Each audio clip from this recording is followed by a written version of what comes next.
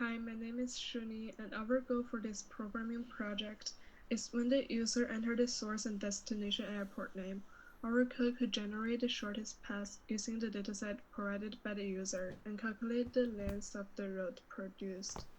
And to finish, we were aiming to be able to mark the airports in this shortest path correctly onto the world map and connect them together.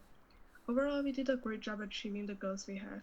And to show how our code works, we did an example earlier where we will first input the dataset file name, and then we'll input the route dataset, and then we will input the source airport's name. In this case, it's Beijing Capital International Airport, and finally the destination airport name. And then the program will give the output with the shortest path and its length,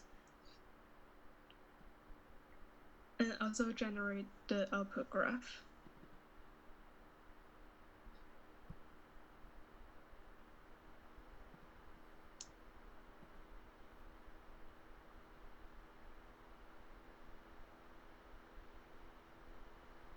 And now let's move on to the second part. Hi, I'm Ethan. So for the development part, we first try to access each line to get several information. Airport's ID, airport's name, airport's latitude, and airport's longitude. So we found out that each information is separated by comma in the dataset. So we wrote a function to split the string based on the substring function in C++ language.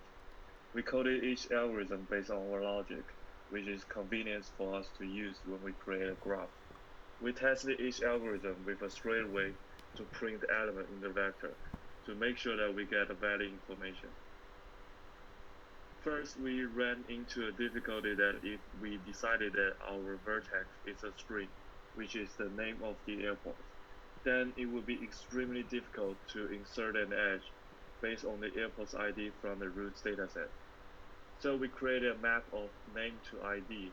The key is the name, while the value is the corresponding ID, so that we can easily get an ID from the airport's dataset, where an ID also maps to a vector, which contains information about latitude and longitude. In this way, it is easy to get our desired information. For the Dijkstra algorithm, we first decided to find out whether the two vertices are in the same connected component.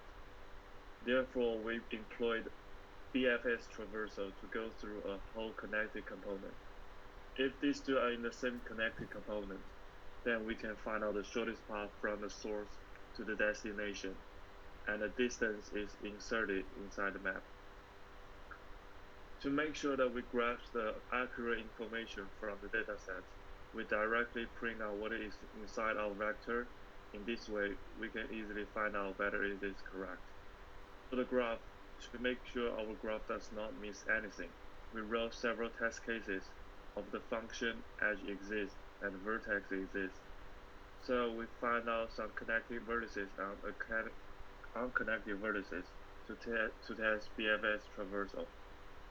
For the important Dijkstra algorithm, we employ the instance from the lecture notes.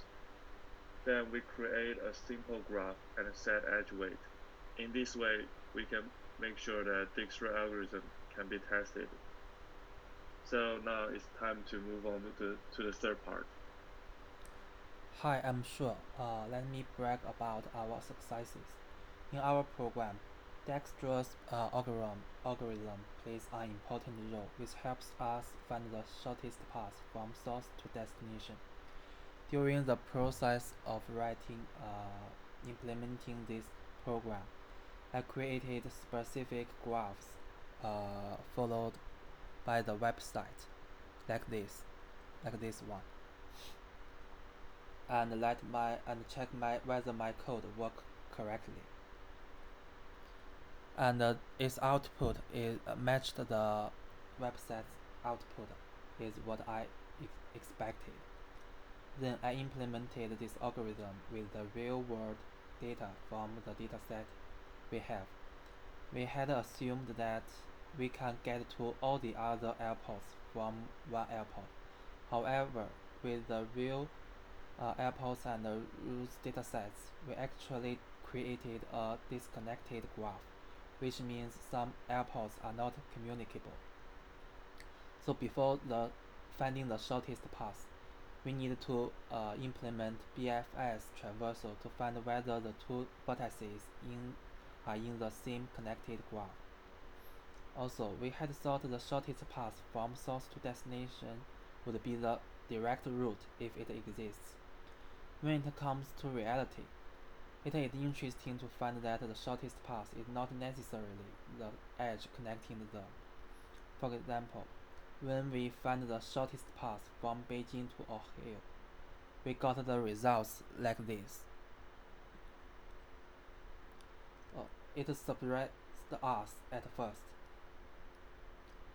and then we got the geographic distance from these airports like this, and add them together, and found it's really less than the direct distance from Beijing to Ohio. To minimize the geographic distance, we need to follow the path like this. In the end, we think this final project is a good conclusion of our course. In the project, we used the many abstract data structures we learned this semester and facilitate our understanding towards it with the real-world data. Okay, thanks for watching.